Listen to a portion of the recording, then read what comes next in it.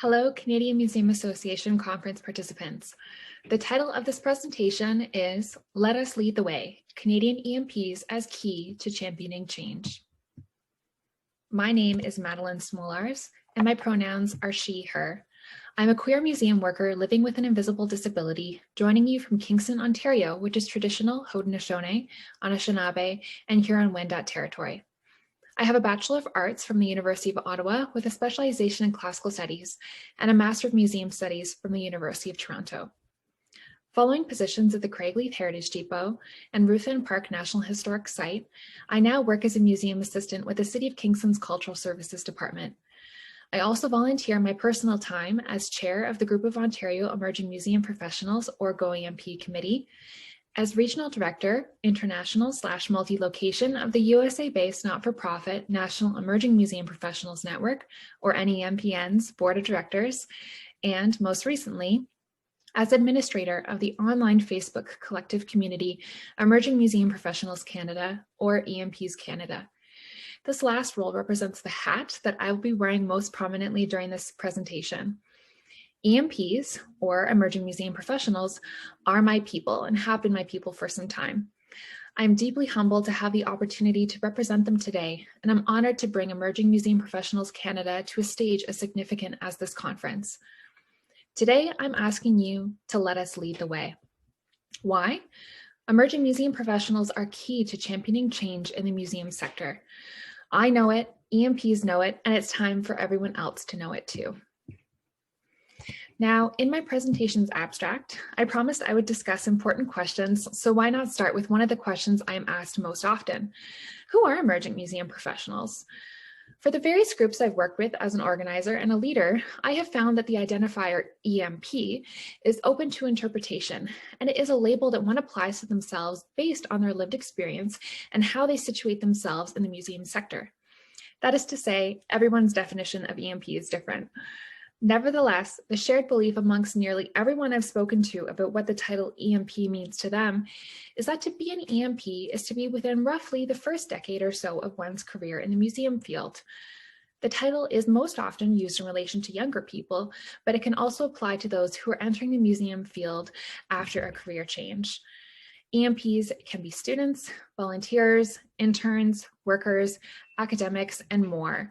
This nebulous definition, instead of being a hindrance to EMPs, I believe allows for greater diversity and intersectionality within the EMP community, which ultimately makes us more dynamic, collaborative, and inclusive. We are students in a museum studies classroom, your Young Canada work staff, frontline museum workers, members of your volunteer teams, all of us trying to get a foot in the door. We are your colleagues. Now, when I was invited to speak at this conference, CMA Executive Director Dr. Vitale had some pointed questions for me, questions which will likely resonate with many of you. Conveniently, for our purposes here, I imagine each of these questions as representing the past, the present, and the future of the Canadian EMP community. I decided to use these three big questions as the scaffold upon which to build my presentation. 1. What are the principal concerns of EMPs in Canada right now? So the present. Every emerging museum professional has a different set of concerns, unique to the intersections of their identities and experiences. Even so, the similarities across our main concerns are hard to deny. At this point, I've been fortunate enough to have connected with EMPs from across North America and several countries. What concerns do they have in common? Well, here's an abbreviated version, as I could probably talk about this topic all day. EMPs want access to a realistic education that provides them with knowledge of both museum theory and practice so they have a greater chance of success at work. They want meaningful mentorship that has long-lasting positive impacts and real outcomes for both them and their mentors. They want eco-conscious, sustainable workplaces that take action to ensure the health of the planet. They want affordable professional development. They want diversity, inclusion, equity, and accessibility. They want employment opportunities that pay a fair wage that takes into consideration the actual cost of safe housing and living in the region that they are located in.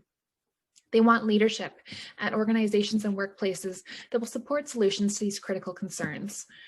These concerns are just the tip of the iceberg. Are you overwhelmed? Well, so are we. Established professionals, I invite you to sit with these concerns. Consider them carefully. Reach out to some EMPs in your network to learn more about any of these concerns that have really struck a chord with you. Ask yourself, what can I do in my own museum practice and my own workplace to directly address one of these EMP concerns right now? I also would welcome any of you to throw into the chat any ideas that you have off the top of your head. Start to form an honest picture about what that could look like, then take action to bring that picture to life by collaborating and partnering with EMPs in your network. Pardon me. Number 2, what is Emerging Museum Professionals Canada all about? Or rather, what has been its role so far? The EMP Canada Facebook group was founded 5 years ago on April 14th, 2016, and I joined 5 days later. Yes, I fact-checked those dates. From what I could tell, the EMPs in the group were eager to organize with the intention of encouraging equitable and accessible professional development for themselves. And I was fully on board with this focus because I shared their goals too. Ultimately, the community became a place of, well, community. Members have networked, shared resources, supported each other, and had the chance to have their experiences reflected back at them from across Canada. Growth has been steady. As a new administrator of this community, I've accepted close to 50, if not more, individuals into the group in less than a month. All of the activities taking place within EMP Canada have stemmed from real needs that Canadian EMPs have identified in themselves. And so they've taken concrete steps to create a space to start to fill those needs. EMPs have been generating opportunities for ourselves because few leaders and organizations have made effective opportunities for us. These activities are definitely an interpretation of the phrase, if you want something done right, you should do it yourself. But we can't keep going on like this. To remain on this model of EMPs in one corner and established professionals in another won't bring real change to the sector. It will only enforce insular behaviors. For another way forward, we turn to what's possible from the future.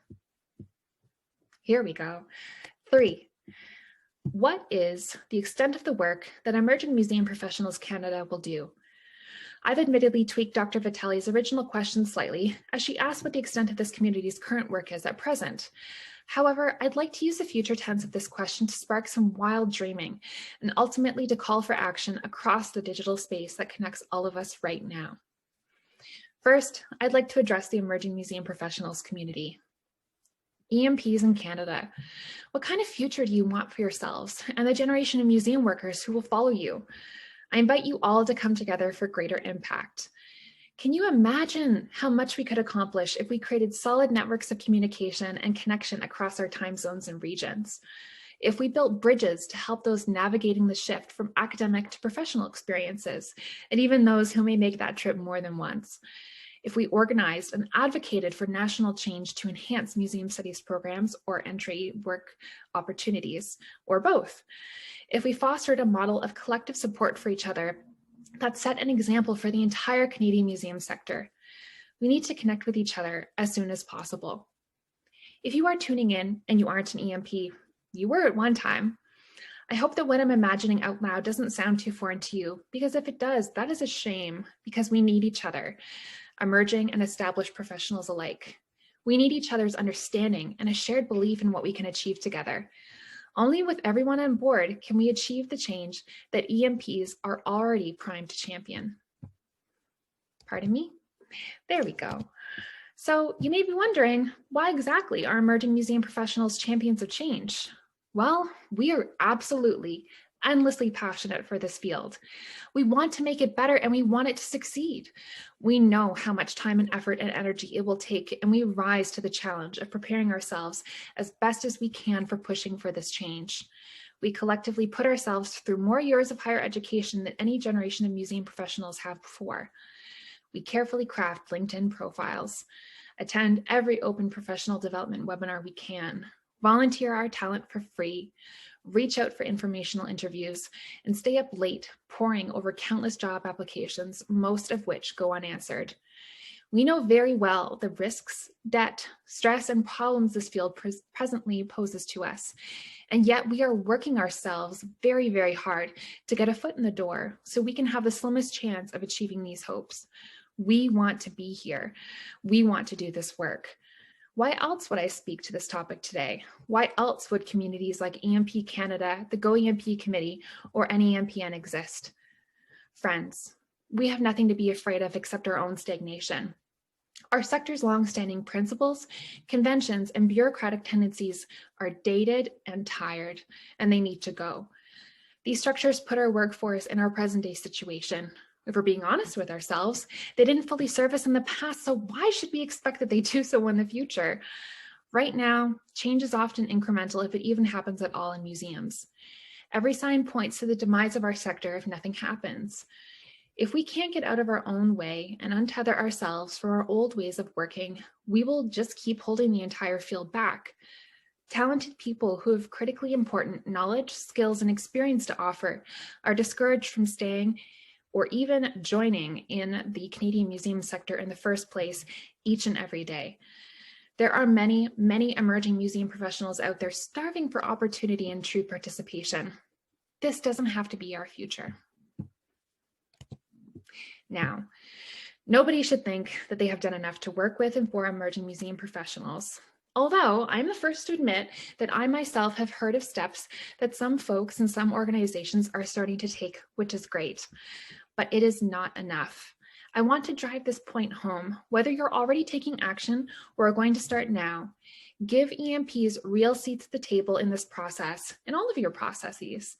Take action and make change with us as true partners. Every single one of your decisions directly impacts EMPs and the sector we will inherit. Remember that as you return to your daily workflow after this conference. Consider how you can share your power with EMPs. Yes, you all have power. Do it in real, tangible, and meaningful ways.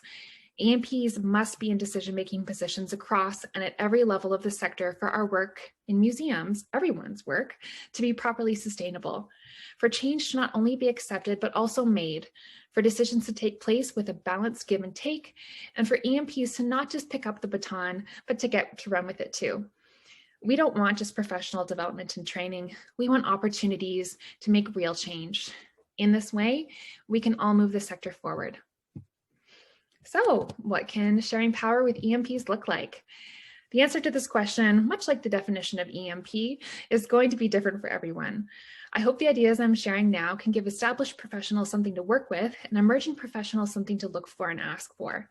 After all, this is a two-way street and both parties need to be on the same page. So here we go. Sharing power with EMPs can look like EMP representation in national, provincial, and regional museum association governing bodies, EMP representation on museum boards, more EMPs in the workplace who are paid a fair, equitable wage, workplace succession plans that are renewed and revisited every year with a cross-section of workers from all areas and stages of museum work feeding into that process. Also, promotions from within. Work with EMPs to foster them within your organization. More EMP-led projects that have actionable outcomes. And this could be, EMPs who are volunteers, interns, Young Canada Works, or, just general employees. But please, more EMP-led projects. Don't just work with EMPs, listen to them and give them ample chances to be heard. I strongly suggest tuning into conversations as much as you can, online or otherwise, to get the pulse of what EMPs want and are looking for. If there's anyone here today looking at this list who feels like I'm asking a lot, we can do this. Even if you yourself are not a direct decision maker, or you feel like you need help to make something happen, please know that you can push and advocate for all of these things until they become fully realized. I encourage you to even share in the chat to keep yourself accountable one thing you can do to promote this sharing of power or to directly share it yourself after this presentation. Write it down and keep it visible. Do something each day that can move you towards this goal. A word of caution. I do want to remind everyone to beware of empty tokenistic gestures. If proper resources aren't provided, if there aren't enough EMP voices included, if the sole reason for what is being created is to make your organization look good, well, I'd like to ask you to start again. Often, humans must be made uncomfortable to realize our present situation is no longer an ideal one and to prompt us to do something about it. Long, long ago, early humans were cold, so they built shelter and they made fire. Early humans were hungry, so they gathered food. They developed hunting technology. It's in our DNA.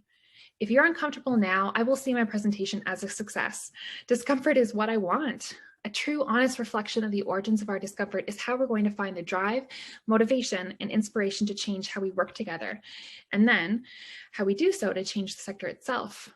Whether you are an emerging professional, there we go, or nearing retirement, or somewhere in between, I ask you to lower any resistance you may have to working together to find common solutions. Until then, EMPs Canada will be organizing to continue to support and stand up for ourselves because we know we're needed to move Canadian museums into the future towards desperately needed change. We'll be ready when you are. That is, we were ready yesterday. I want to thank each and every participant for your attention and time. Thank you to the Canadian Museum Association for the invitation and the platform to speak. And thank you, emerging museum professionals, for being the best community I could hope for and for being the best people to ensure the future of museums. I will see you online. I would like to open the floor to questions and encourage anybody who would like to connect with me later to use any of these links, and certainly for EMPs to join the EMPs Canada group, which is linked right at the bottom. Thank you very much.